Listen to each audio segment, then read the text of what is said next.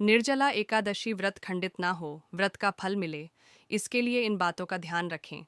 हिंदू पंचाग के अनुसार वृषभ और मिथुन संक्रांति के बीच ज्येष्ठ मास की शुक्ल पक्ष की एकादशी निर्जला एकादशी कहलाती है।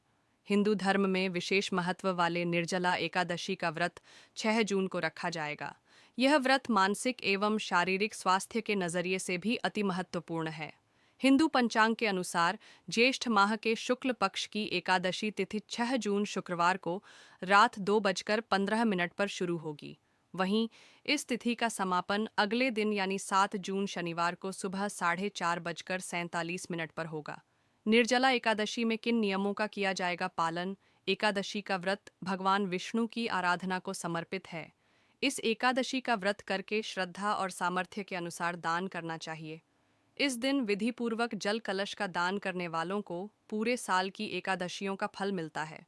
जो इस पवित्र एकादशी व्रत को करता है वह समस्त पापों से मुक्त हो जाता है। विशेष एकादशी के पूजन का है विशिष्ट नियम। इस विशेष एकादशी के पूजन का विशिष्ट नियम भी है जिसका अनुपालन बहुत ज़रूरी होता है। जैसा कि नाम इसके नाम से पता चल रहा है, इसमें निर्जला व्रत रखने का विधान है।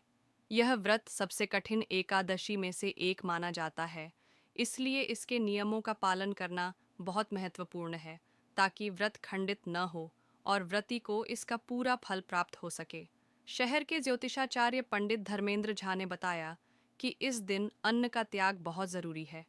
इस दिन किसी भी प्रकार का अनाज पूरी तरह से वर्जित है। इसमें फलाहार भी मान्य नहीं है। व्रत के दौरान मन को शांत और शुद्ध रखना चाहिए। किसी के प्रति बुरे विचार नहीं लाने चाहिए और तीखा बोलने से बचना चाहिए। दिन भर कम बोलना चाहिए और हो सके तो मौन रहना चाहिए। दिन में सोने से बचना चाहिए। इस व्रत में ब्रह्मचर्य का पालन करना चाहिए और शारीरिक इच्छाओं पर नियंत्रण रखना चाहिए। इस दिन भगवान विष्णु की पूजा अर्चना, भजन कीर्तन और कथा सुनना चाहिए। इसके साथ ही इस तिथि पर रात में जागरण करना भी शुभ माना जाता है।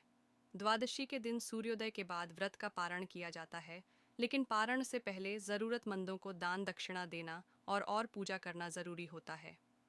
व्रत के दौरान क्रोध और लोभ जैसे नकारात्मक विचारों से दूर रहना सबसे ज़रूरी और अनिवार्य है, अन्यथा व्रत का लाभ नहीं मिलता। विधि पूर्वक व्रत करने का है विधान। श्रद्धालु प्रातःकाल सूर्योदय के समय स्नान के बाद विष्णु भगवान की पूजा अर्चना कर निर्जला एकादशी व्रत करने का संकल्प लें।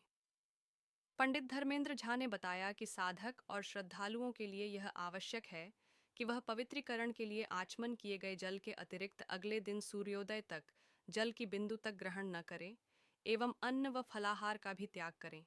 इसके बाद अगले दिन द्वादशी तिथि में स्नान के बाद पूर्ण विष्णु पूजन कर किसी विप्र को जल से भरा कलश व यथोचित दक्षिणा भेंट करने के बाद ही अन्न जल ग्रहण कर पारण करें। निर्जला एकादशी महत्व। इसे निर्जला एकादशी या भीमसेनी एकादशी भी कहा जाता है।